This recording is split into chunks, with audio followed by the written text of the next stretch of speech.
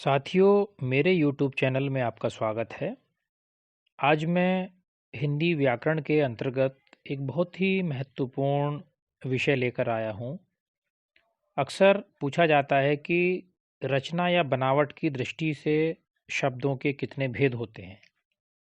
तो आज हम रचना की दृष्टि से शब्दों के प्रकार पर बात करेंगे और देखेंगे कि उनकी क्या पहचान है, उन्हें किस प्रकार से पहचाना जा सकता है। तो आइए शुरू करते हैं रचना की दृष्टि से शब्दों के प्रकार। उससे पहले हमें ये जान लेना ज़रूरी है कि शब्द रचना से क्या आशय है। वर्णों या शब्दों के संयोग से नवीन शब्द बनाने की प्रक्रिया को रचना या बनावट कहा जाता है। वर्णों को मिलाने से शब्दों की रचना होती है और इन शब्दों के खंड किए जा सकते हैं, जिन्हें हम शब्द खंड या शब्दांश कहते हैं। उदाहरण के लिए गाय एक शब्द है और गाय के जब हम खंड करते हैं तो गा और या दो खंड होते हैं। चूंकि इन अलग अलग शब्दांशों का यहाँ कोई अर्थ नहीं है, अगर हम इन दोनों को मिला देते हैं तो गाय बनता है, जिसका अर्थ है। जबकि कुछ शब्दों के खंड करने पर दोनों शब्दांशों के अर्थ निकलते हैं। उदाहरण के लिए विद्यालय, इसके खंड करने पर विद्या और आलय दो खंड बने हैं। विद्या और आलय इन दोनों शब्दांशों के अलग अलग अर्थ हैं। इसके अलावा कुछ अलग अलग अर्थ वाले शब्द खंड आपस में जुड़कर एक नया अर्थ देते हैं। तो ये जो पूरी प्रक्रिया है, ये जो शब्दों की रचना आप देख रहे हैं, इस बनावट के आधार पर जो शब्द रचना है वो तीन प्रकार से होती है। अर्थात शब्दों का जो निर्माण होता है वो तीन प्रकार से होता है, जिसको हम कहते हैं, पहला है रूढ़, दूसरा यौगिक और तीसरा योग रूढ़। तो सबसे पहले देखते हैं कि रूढ़ शब्द क्या है। जैसा कि अभी मैंने चर्चा की, शब्दों की रचना वर्णों से होती है, रचे हुए ऐसे जिनसे केवल एक ही अर्थ का बोध हो। उस शब्द के खंड किए जाने पर उन खंडों का कोई उचित अर्थ ना निकल रहा हो, तो ऐसे शब्दों को रूढ़ शब्द कहते हैं। एक बार फिर बता दूं, कोई भी शब्द दिया हुआ है और आप उसके टुकड़े करते हैं, उसके अलग अलग खंड करते हैं, और उन अलग अलग खंडों को करने पर यदि उनका कोई अर्थ नहीं निकल रहा है तो वो जो शब्द है आपका, वो रूढ़ शब्द होगा। उदाहरण देख सकते हैं आप, जैसे मान लीजिए घर के खंड करने पर, घर शब्द है, उसके खंड करने पर घा और रा शब्द बनते हैं, जिनका अलग अलग रूप में कोई अर्थ नहीं निकलता। ना तो घ का कोई अर्थ है, न रा का कोई अर्थ है। घर शब्द का केवल एक ही अर्थ है, मकान या आवास, जो घ और रा को मिलाकर निकलता है। इसी तरह अन्य उदाहरण देखें। पैर, पै अलग कर दीजिए और रा अलग कर दीजिए। रात, रा अलग कर दीजिए, त अलग कर दीजिए। हाथ, हा अलग कर दीजिए और थ अलग कर दीजिए। इन शब्दों के खंड करने पर कोई अर्थ नहीं निकलता। इन शब्दों का दूसरा पहलू देखें तो ये शब्द स्वतंत्र होते हैं। इनकी रचना अन्य शब्दांशों के मिलाने से नहीं की जा सकती। इस तरह रूढ़ शब्द के संबंध में तीन बातें निकल कर आती हैं। पहली, अवयव खंड करने पर कोई अर्थ नहीं निकलते। दूसरा, इन शब्दों की व्युत्पत्ति भी नहीं की जा सकती। और तीसरा, इन शब्दों की स्वतंत्र सत्ता होती है। रूढ़ शब्द के और उदाहरण आप देख सकते हैं। घोड़ा, कुत्ता, किताब, कौवा, नाक, कान, दिन, घर, मुंह, दाम, रात, बात, आग, सरल, कठिन, बगीचा, लक्ष्मी, ऐरावत आदि। इसी तरह के सभी शब्द जिनके खंड करने पर उन खंडों का कोई भी अर्थ न निकले, उन्हें हम रूढ़ शब्द कहेंगे। दूसरा जो इसका प्रकार है वो है यौगिक। यौगिक शब्द, नाम से ही स्पष्ट हो रहा है, यौगिक अर्थात जुड़े हुए या मिले हुए, योग करना। ऐसे शब्द जो दो शब्दों या शब्द खंडों के संयोग से बनते हैं और उनका प्रत्येक खंड सार्थक अर्थात अर्थयुक्त होता है, यौगिक शब्द कहलाते हैं। बहुत संक्षेप में कहा जाए तो रूढ़ शब्दों के योग से बने शब्द को यौगिक शब्द कहते हैं।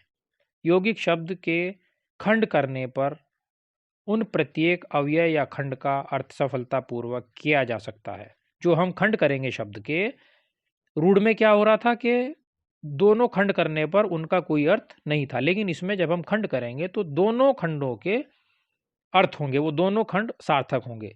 यौगिक शब्द उपसर्ग, प्रत्यय या अन्य रूढ़ शब्द मिलाने से बनते हैं, उन्हें हम यौगिक कहते हैं।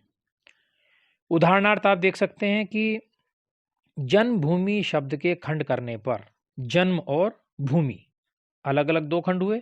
अब इनका अलग अलग अर्थ स्पष्ट हो रहा है बिल्कुल। जन्म अर्थात पैदा होना और भूमि अर्थात जमीन।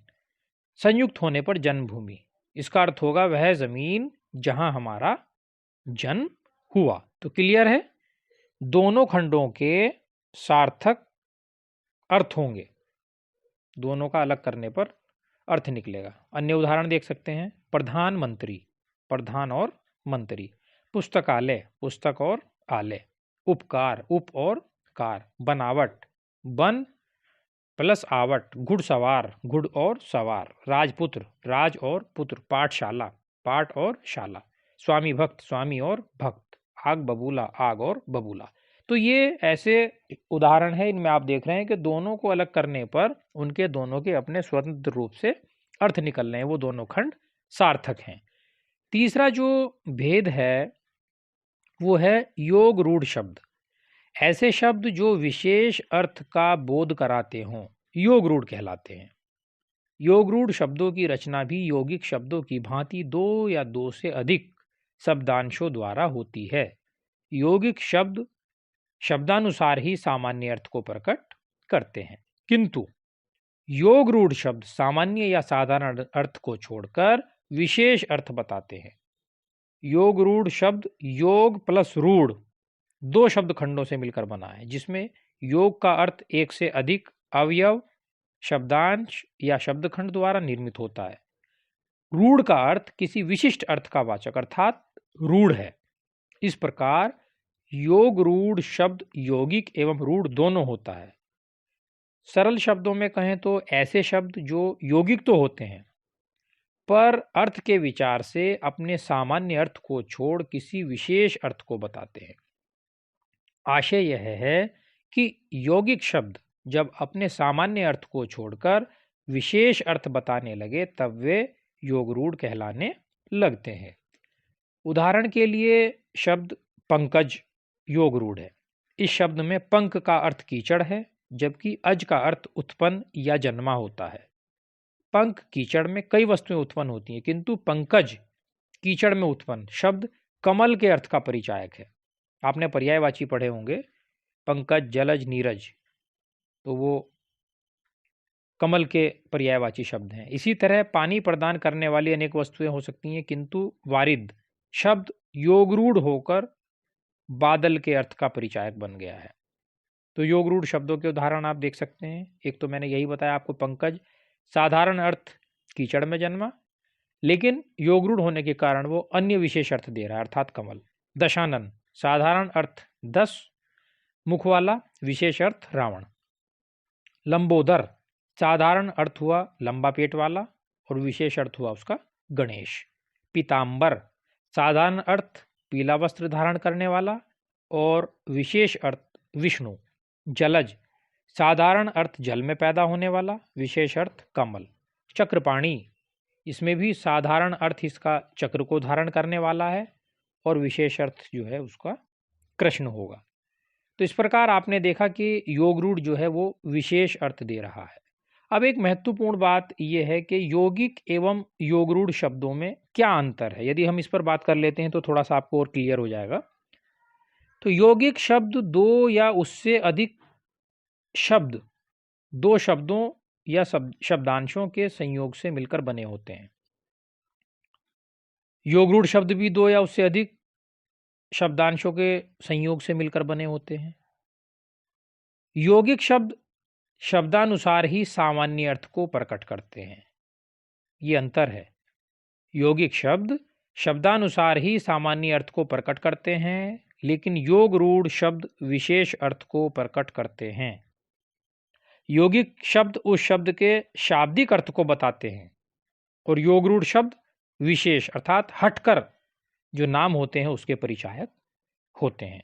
तो मुझे आशा है कि आपको रचना के आधार पर शब्दों के भेद, रूढ़, यौगिक और योग रूढ़ क्लियर हो गया होगा। यदि आपको मेरा वीडियो पसंद आया हो तो चैनल को सब्सक्राइब करें, लाइक, शेयर और कमेंट करना ना भूलें। धन्यवाद।